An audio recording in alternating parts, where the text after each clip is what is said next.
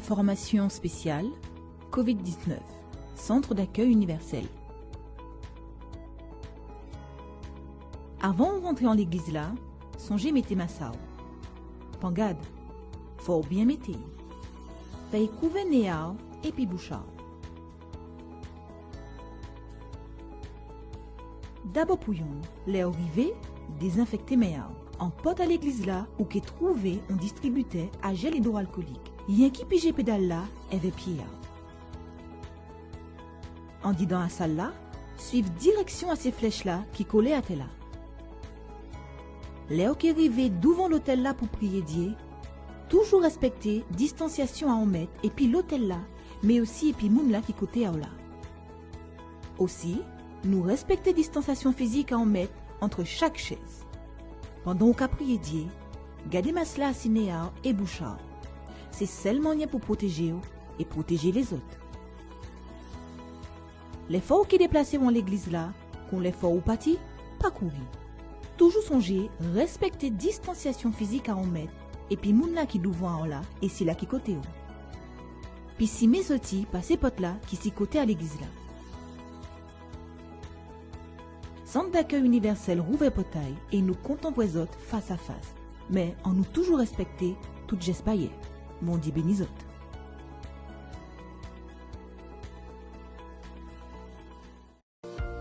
Connaissez-vous la radio positive d'Homme? Bonjour à tous, Dieu vous bénisse. Nous sommes ici connectés sur la radio positive d'Homme. J'aimerais vous dire, vous, chers auditeurs, qu'il est possible que votre situation change. Il est possible que vous puissiez résoudre ce problème. Que ton pouvoir, Seigneur, puisse la visiter à la maison, au travail, sur la route. Amen et grâce à Dieu. Une web radio 100% connectée à vos côtés tous les jours, 24 heures sur 24, pour vous apporter foi et motivation où que vous soyez. Soyez positifs et écoutez la radio positive d'Homme. Vous pouvez télécharger notre application qui est disponible sur l'App Store, mais aussi sur Google Play. Ou alors, connectez-vous sur notre site www.radiopositivedhomme.fr.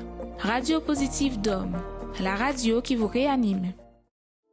La thérapie de l'amour. Tous les jeudis, assistez à une conférence dédiée à la vie sentimentale. Un rendez-vous à ne pas manquer. Vous connaîtrez enfin ce qu'est l'amour intelligent, basé sur la parole de Dieu. Recevez des conseils et orientations, peu importe votre situation amoureuse. Que vous soyez marié, en couple, veuve, célibataire ou divorcé. Découvrez comment obtenir votre bénédiction sentimentale. Apprenez à aimer d'un amour intelligent. Dans notre siège, au 6 Mornbergen, route des Abîmes, face à la Brède. Chaque jeudi à 19h au centre d'accueil des Abîmes. La thérapie de l'amour.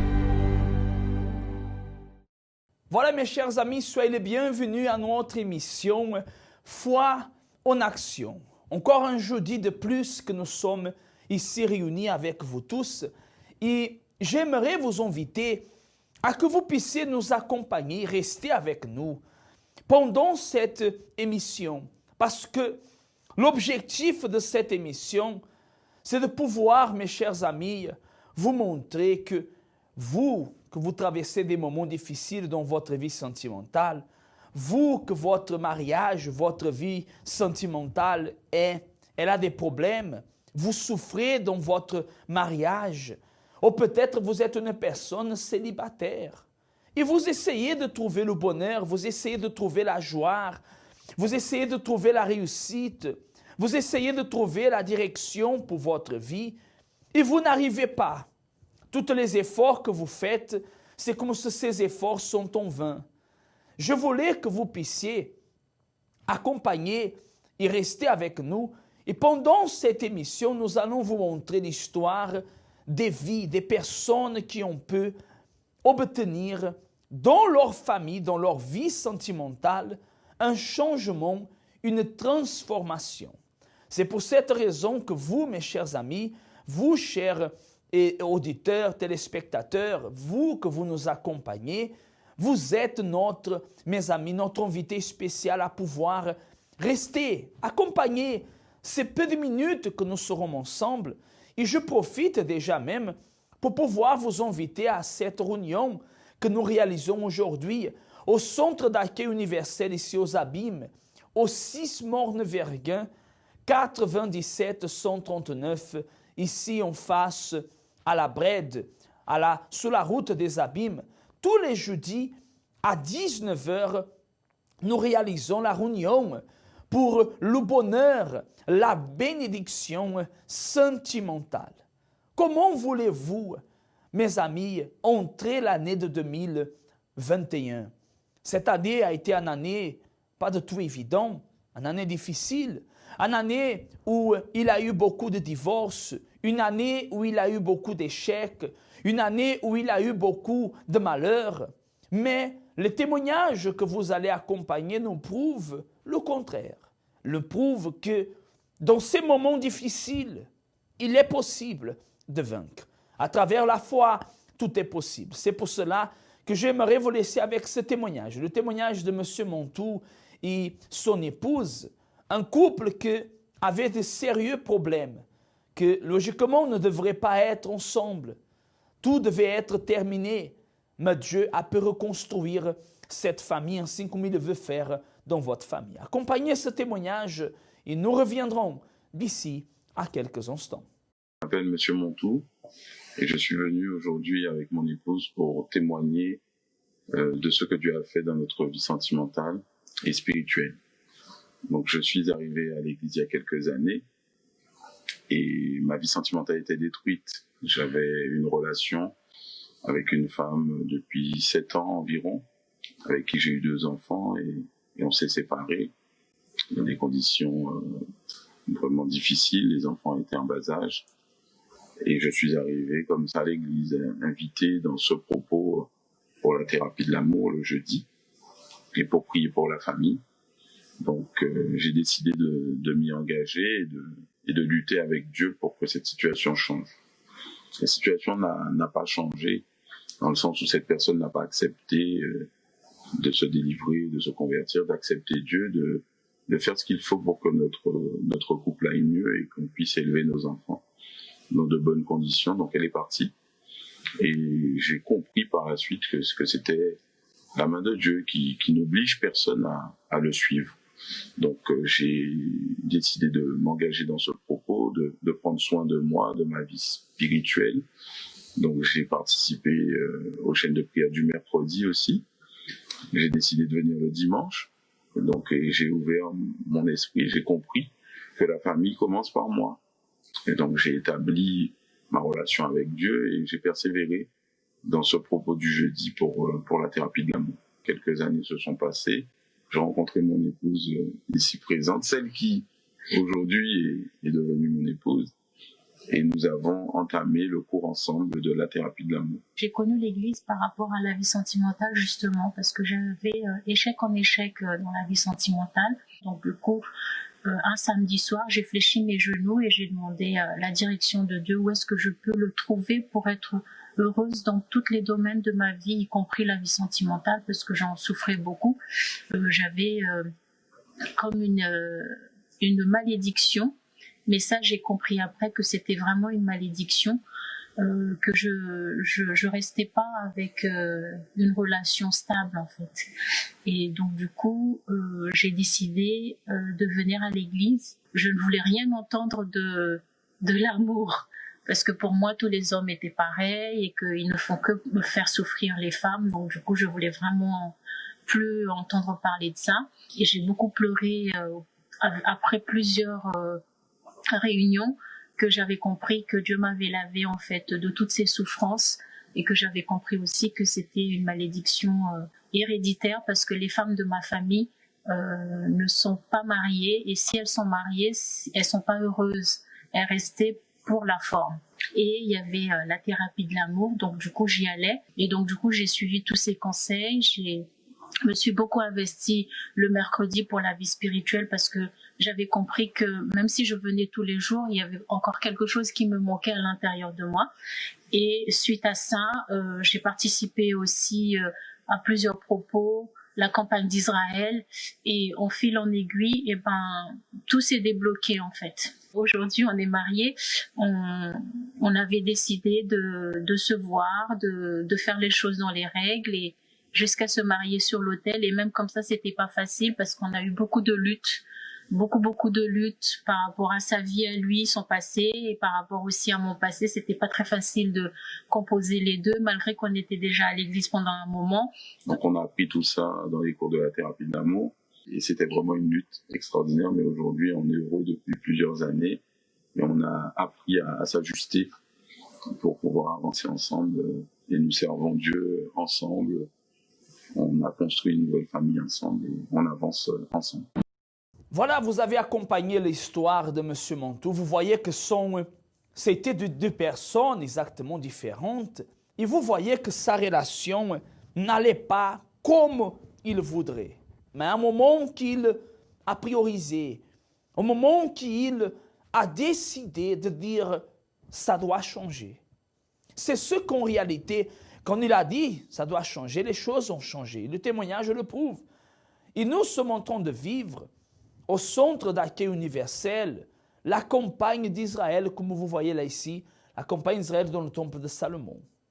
Et Abraham, que nous sommes en train de vivre cet esprit d'Abraham, Abraham, pendant 75 années de sa vie, a cherché à conquérir quelque chose.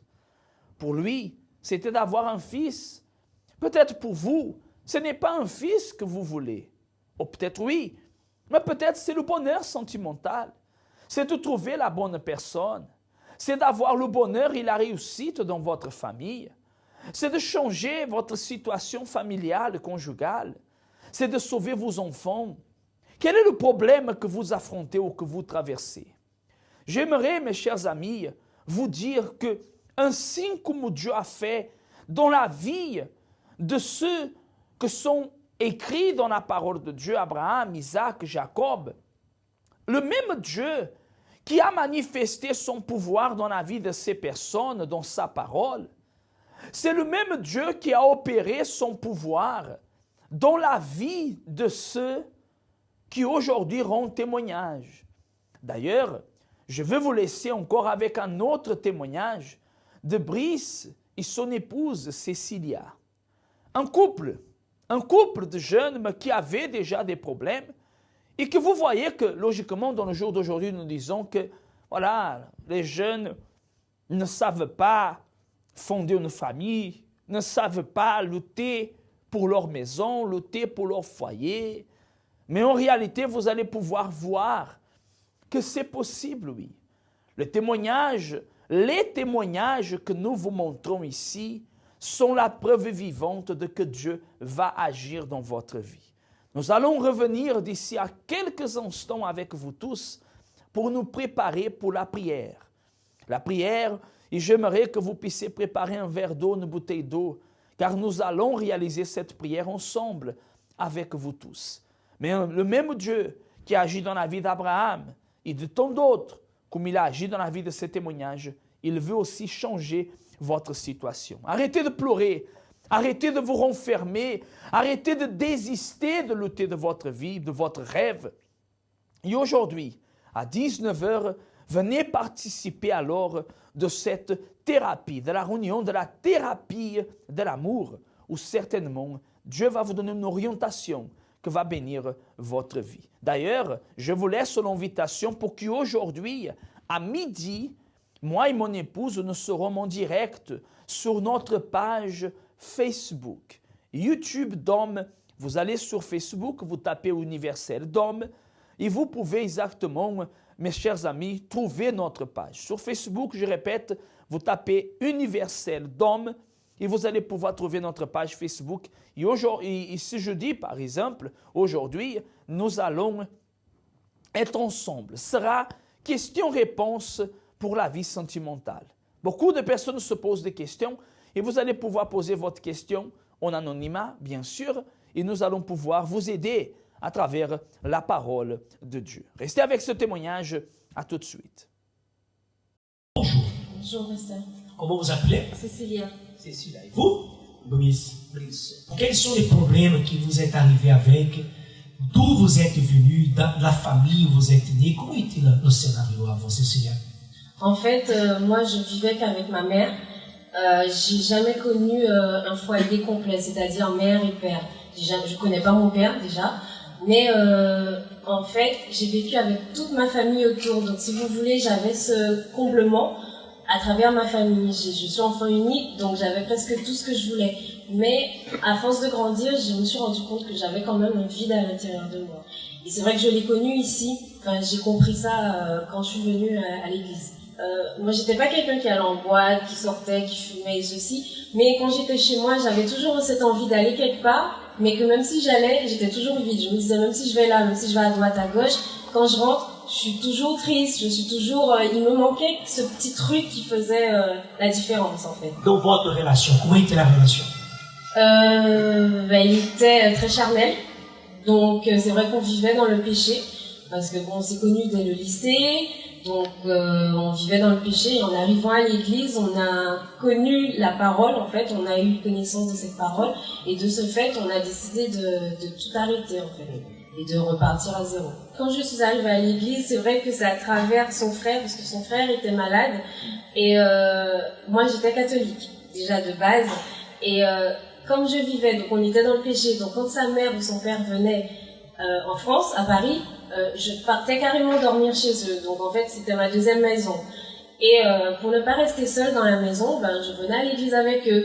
Mais l'esprit d'orgueil que j'avais, de rancune, je restais toujours derrière. En fait, mon cœur ne me disait rien. Enfin, j'avais pas forcément, je venais juste pour le plaisir. Et au fur et à mesure, je venais, mais il y avait toujours une parole qui me blessait, mais qui était dans le sens inverse, en fait, qui me faisait du mal par rapport à l'orgueil.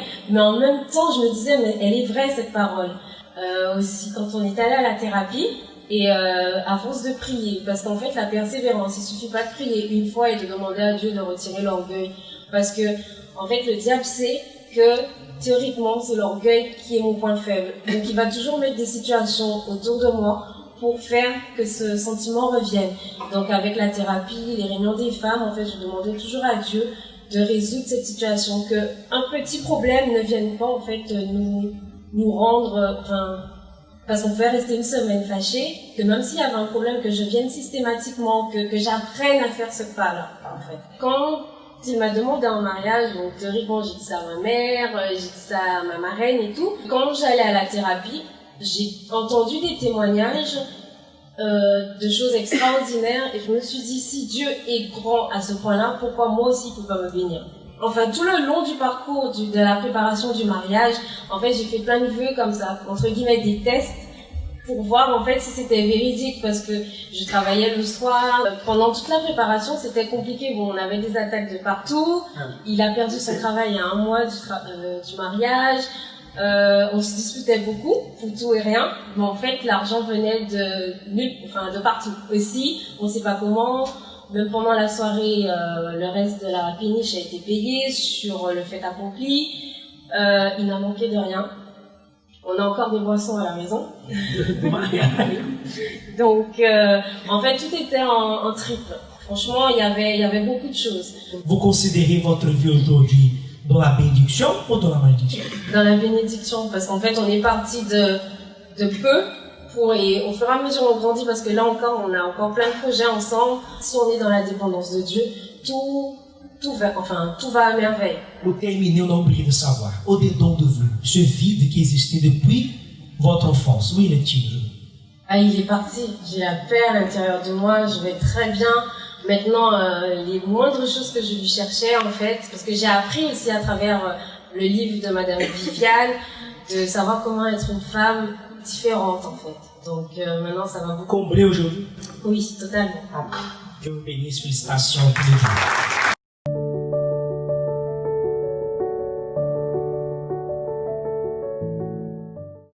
Voilà mes chers amis, nous sommes de retour et nous allons alors nous préparer pour la prière de la foi. Prenez déjà votre verre d'eau, votre bouteille d'eau. Vous pouvez, là où vous nous accompagnez, peut-être vous êtes hospitalisé, carcéré, vous êtes encarcéré, vous êtes à la maison, vous êtes au travail.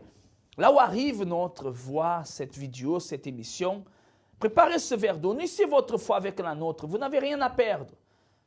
Et nous allons revenir après, tout de suite après ce spot, pour pouvoir parler, pour pouvoir prier, mes amis, en votre faveur et déterminer que le pouvoir de Dieu vienne agir. Préparez-vous, on va parler avec Dieu.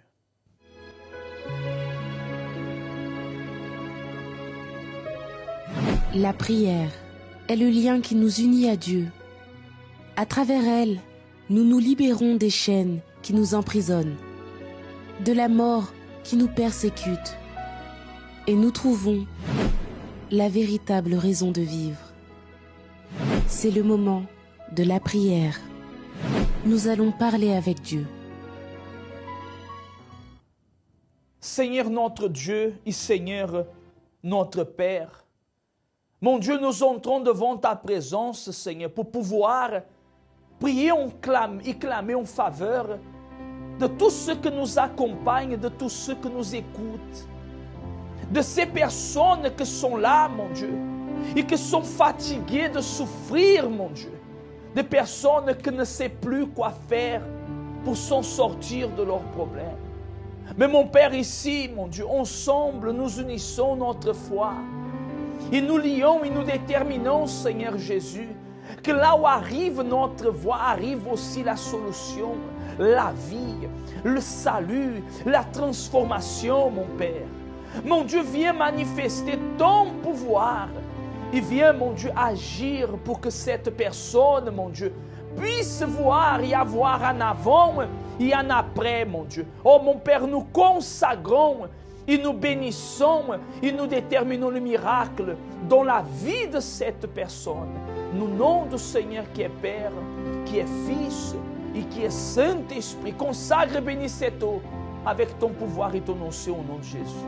Mes chers amis, là où vous nous accompagnez, là où vous nous écoutez en ce moment, prenez ce verre d'eau, cette bouteille d'eau, buvez et soyez libres et bénis par la foi.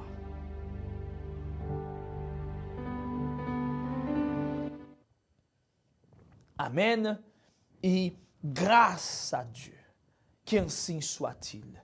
Mes chers amis, aujourd'hui, à 19h, la thérapie de l'amour, où certainement le pouvoir et la main de Dieu, mes amis, va agir dans votre vie. Ne manquez pas, 6 Morne-Verguin, 97 139, ici aux Abîmes en face, à la Brède, vous êtes notre invité spécial. Nous arrivons à la fin de notre émission.